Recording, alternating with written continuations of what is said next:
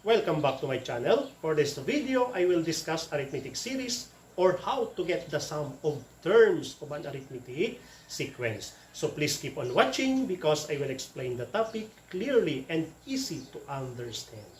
Bago po tayo magpatuloy at kung bago ka rin sa aking channel, pwede po bang makiusap sa iyo na please subscribe?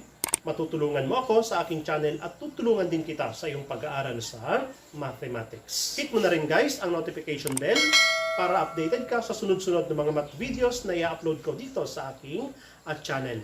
All grade levels po ng school mathematics ang mapapanood ninyo dito.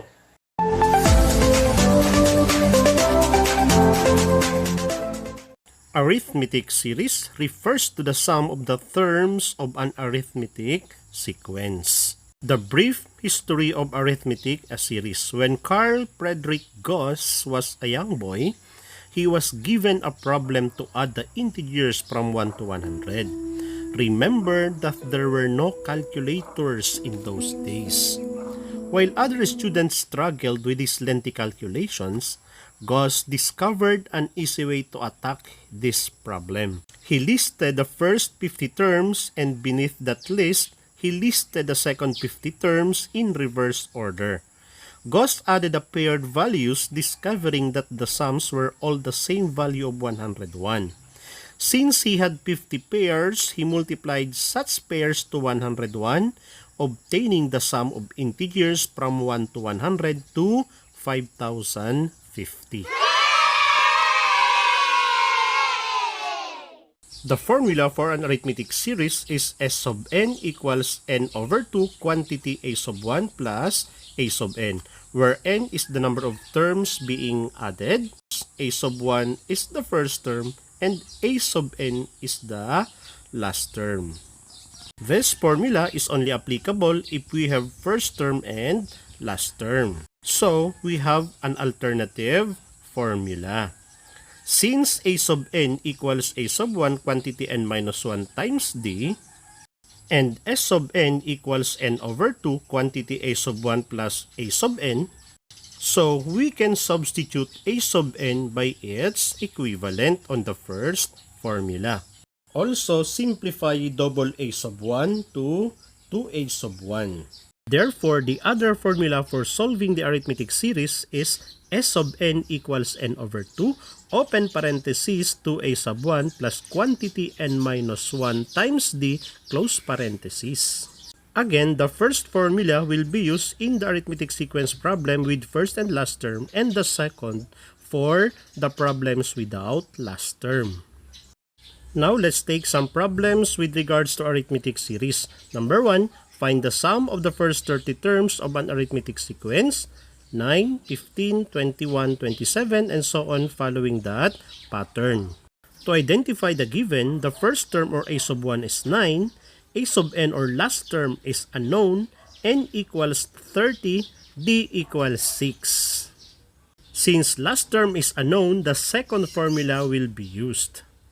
To substitute the values on the formula, we have s sub n equals 30 over 2, open parenthesis 2 times 9 plus quantity 30 minus 1 times 6, close parenthesis.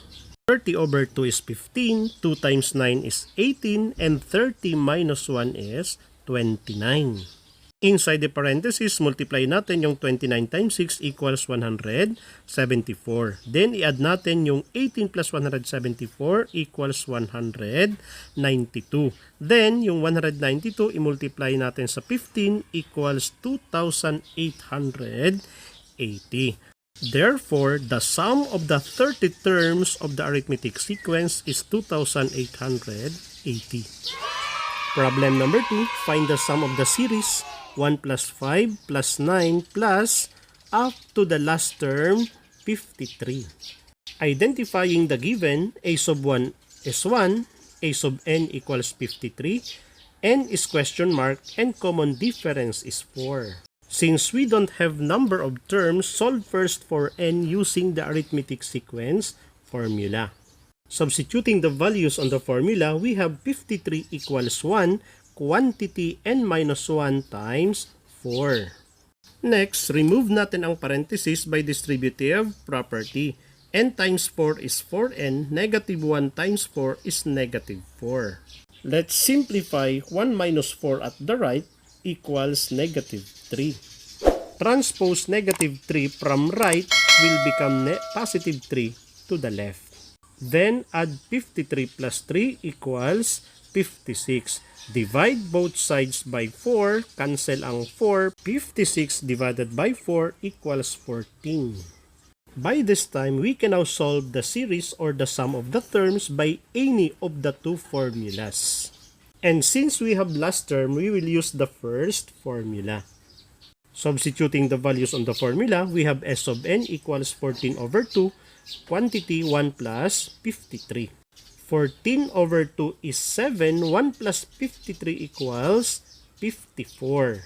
54 times 7 equals 378. Therefore, the sum of the series is 378. Problem number 3. Find the sum of the first 35 multiples of 12. For this problem, we need first to find the last term. If the first term or a sub 1 equals 12, in general term, we can say that a sub n equals 12n.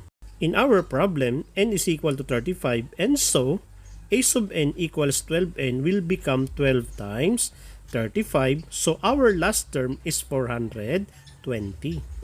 Since we have now the first term which is 12 and last term which is 420, we can now solve the series or the sum using the first formula.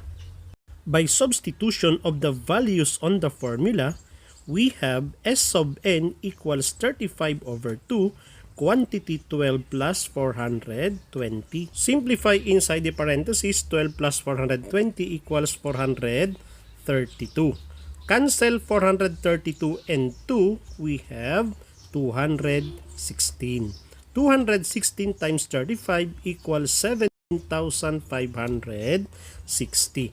Therefore, the sum of the 35 multiples of 12 is 7,560. Problem number 4. Find the sum of the first 12 terms of the arithmetic sequence whose general term is a sub n equals 4n plus 5.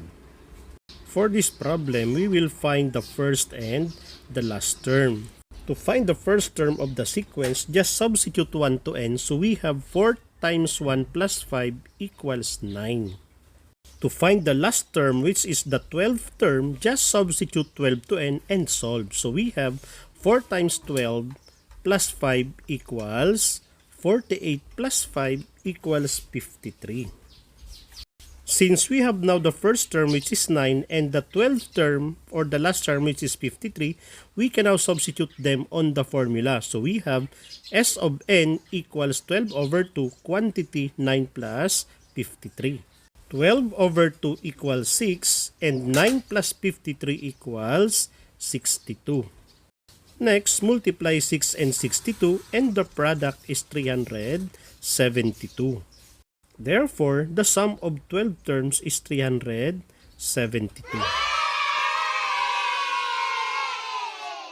Kung nakatulong sa inyo ang video na to, please like and share.